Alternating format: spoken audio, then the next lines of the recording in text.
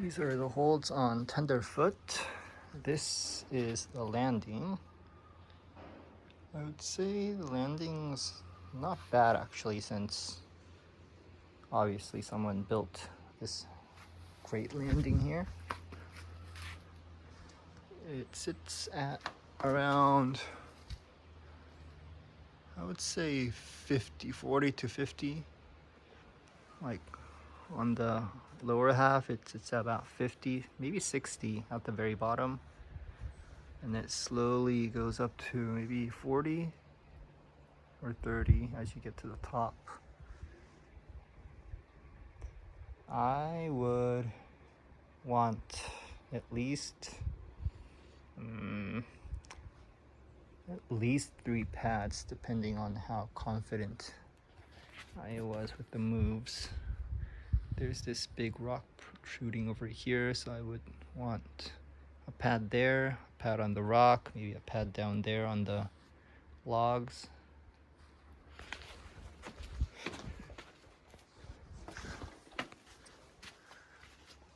Okay, I think you start right hand in here, which is, it's okay. It's not a jug. You can get like two pads in there. It's just flat. And I think that's the left hand. Left hand is more jagged, but again, no ring cut. You get a really good thumb here. Got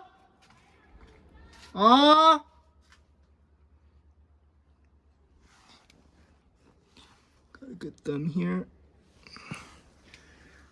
But both of the starting hands do not feel very good. Looks like that's the starting foot, which is a good foot.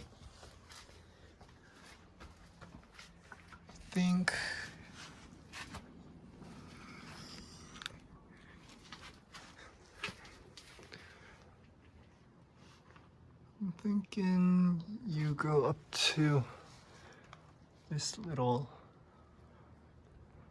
crack first. Full pad, but only 3 fingers. And you bump into this big juggy crack. Oh yeah, you can get all your fingers in there. The feet don't look very good, so that's a good foot, but the direction's off. That is just a pathetic smear right there. Another pathetic smear here. That one's good. So it looks like the climb's very heavy on the arms. And it's quite off the deck looking at it like this. If you were to put a lot of force through those smears and one of them slipped, I think that would be a very scary experience.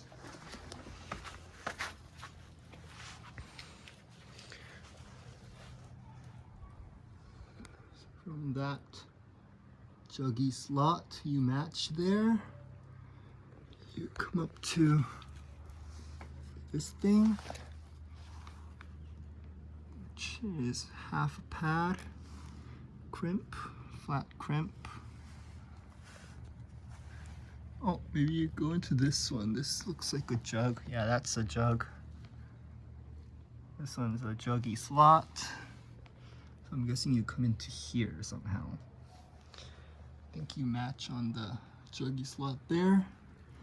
You bump left into this crimp and bump again into the jug. Then your right hand probably goes here. There's a little ink cut behind it, but it's just a big kind and a slopey pinch. Only your fingertips can get behind it. Oh, this one looks better. Never mind, this one's sloping as well. It looked good, but it's sloping in the back. I think I would just stick to this guy here. And oh, that's a good hold. We're bumping to this undercling pinch, which you can really get behind. Great hold. Once you have this, I'm thinking you come left hand to this part here, which is like a third of a pad crimp, but I think most of your weight's gonna be on your right hand. Intermediate, and bump again to this jug. Oh yeah, that's good. You can get like 2 pads in there. And the top of it is mostly slopey, so that's a hold. Can maybe get a heel hook high up here. And yeah, maybe that's a hold.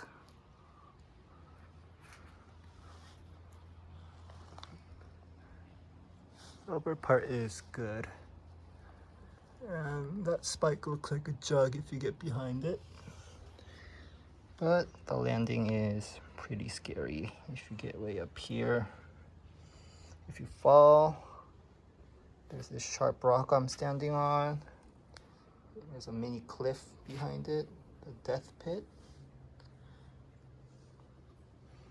And it's really just really irregular landing.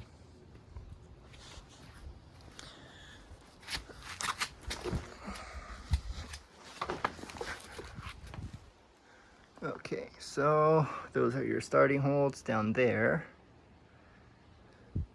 Maybe heave up to this left hand crimp, bump again to juggy slot, match, bump up to another jug,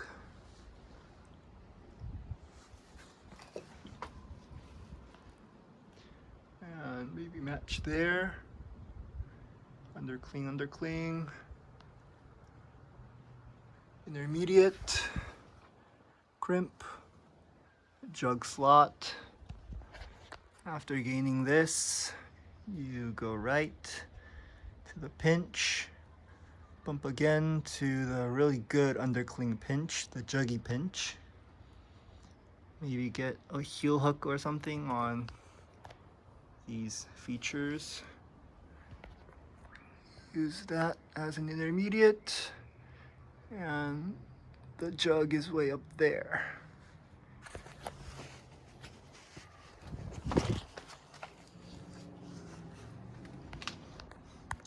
So intermediate, jug slot, and from there you gain this good sloper. Maybe kick a heel hook up or something, and that's a pretty good pinch on the way top right there. And there's a jug on this spike. You can really grab it around the spike part. Another look at the overall landing.